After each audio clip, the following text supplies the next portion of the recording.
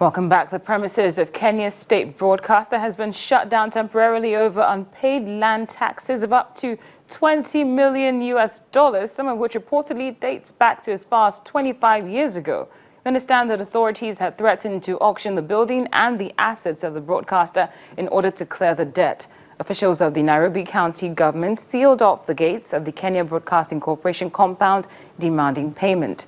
A huge notice displaying the debt owed to the city has now been placed outside the gates of the building.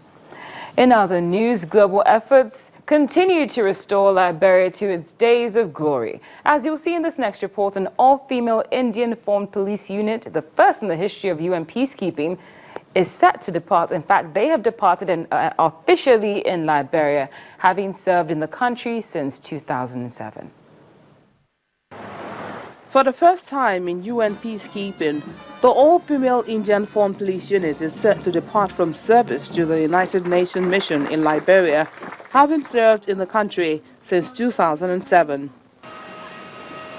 103 female members of the contingent has departed the country as Liberia prepares to assume full responsibility for national security as part of the ongoing United Nations mission in Liberia drawdown. The contribution you have made to inspiring Liberian women, to impart in them the spirit of professionalism, to encourage them to join those entities, those operations that protect the nation. For that, we'll always be grateful. The special representative of the Secretary General for UNMIL, Farid Zarif, praised the Indian FPU for their numerous contributions and service to the country, noting their seminal role in helping to rebuild the national police.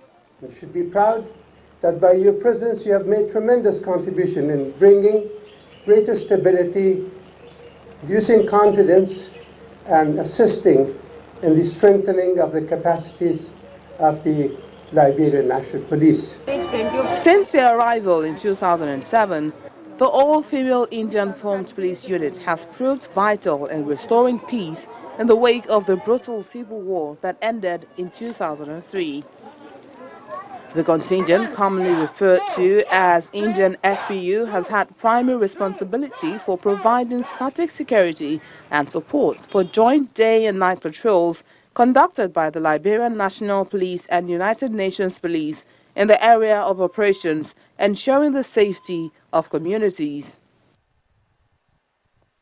Well, finally, one of Africa's most prominent musicians, Angelique Kidjo, has taken home her third Grammy and dedicated it to aspiring artists on the African continent. Kidjo won the Grammy for Best World Music Album for Sings. This is the second straight year that she has won the Best World Music Album prize after last year's Eve that paid tribute to African women. On social media, she had this to say: "I want to dedicate this Grammy to all the traditional musicians in Africa, in my country, to all the young generation." Kidjo literally ran to the stage to accept the award, dancing to James Brown's I Feel Good, performed by a pit orchestra.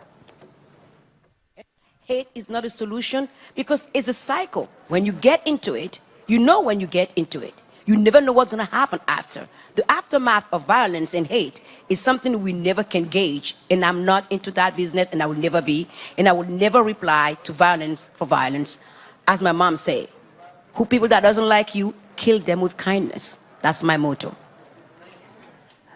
Well said by Angelique Kidjo. And on that note is our question of the day. What are your thoughts about the official launch of Africa's first solar-powered bus in Uganda? Feel free to send us your feedback either via email or Twitter.